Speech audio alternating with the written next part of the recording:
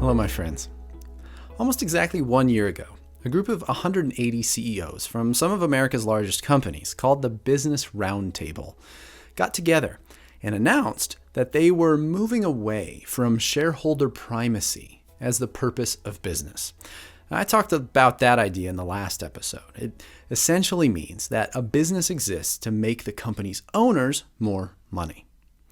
Instead of doing that, these CEOs were committing the purpose of business moving forward to delivering value to all stakeholders: customers, employees, suppliers, communities, and owners too. Of course, last fall, nobody had global pandemic on their 2020 roadmap, nor did we know the massive impact, negative or positive, a pandemic like this would have on some of our largest organizations. But it's fairly safe to say that at least so far, the promises made by those CEOs last fall haven't amounted to much. In the last 365 plus days, owners have gotten much, much wealthier, and millions of others got unemployment. This isn't exactly the kind of change we're looking for. As I've discussed fairly relentlessly across this season of Work Revolution, the way we work is being re-engineered in real time, right now.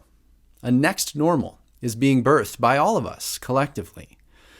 But it's becoming quite clear that there isn't a roundtable group that's going to swoop in and save us. The revolution needs to come from us. A huge number of us don't want to go back to what we were doing before. Commutes feel crazier than they used to. Strict work hours and dress codes feel sillier than they used to. All the time spent in airports feels a bit more wasteful than it used to. For those of us with kids, I suspect many of us will be quite happy when we can take teacher off our resume, but at the same time, it's hard to imagine not having our kids around this much. Have you looked back at your calendar before the pandemic? For me, at least, it's striking how many events I went to and how much travel time I spent getting to them. Life feels simpler now, in many ways. And I know this isn't the case for everyone, but could it be?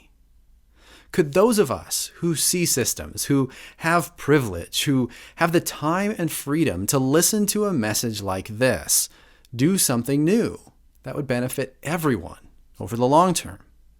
A while back, I listened to some inspiring interviews with a thinker and author named Rutger Bregman, who wrote a book you may have heard of called Utopia for Realists.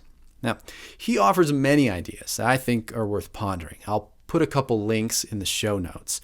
But one point he made has really stuck with me. He says, "We humans, we have plenty of dark, dystopian visions of the future. These pictures where an evil artificial intelligence tries to extinguish the human race and so on. We have plenty of visions of possible futures we definitely don't want. What we're lacking is visions for the future that we do want." If there's one idea I'd love for you to take away from this first season of Work Revolution, it's probably this: that the future is whatever we make it. Our words create worlds. Or, as I recently heard said by the 14th century Persian poet Hafiz, the words we speak become the houses we live in. Language is a powerful form of art, and it's perhaps the dominant way we humans construct reality. So how are you speaking about the future of work?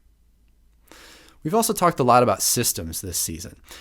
Every system we see in the workplace today was built by a human being, just like you or me. And systems exist for one purpose: to serve people. Sadly, a lot of our systems weren't designed to serve all people, but a small subset of people who looked and talked like the people who built them. And beyond that, most of our systems now are decomposing. They're outdated in their understanding of the world. They're behind in their usage of technology. And most are flat out breaking down. When systems no longer serve humans, or don't serve as many humans as possible, they must be changed or dismantled entirely. And this is where we are. Almost every system around us needs to be reinvented. But this is the great joy of a time like this. We have an opportunity to create something far better than what we've had. None of us could lift this alone, but together, it's actually not so heavy. If enough of us want a work revolution, it can't not happen.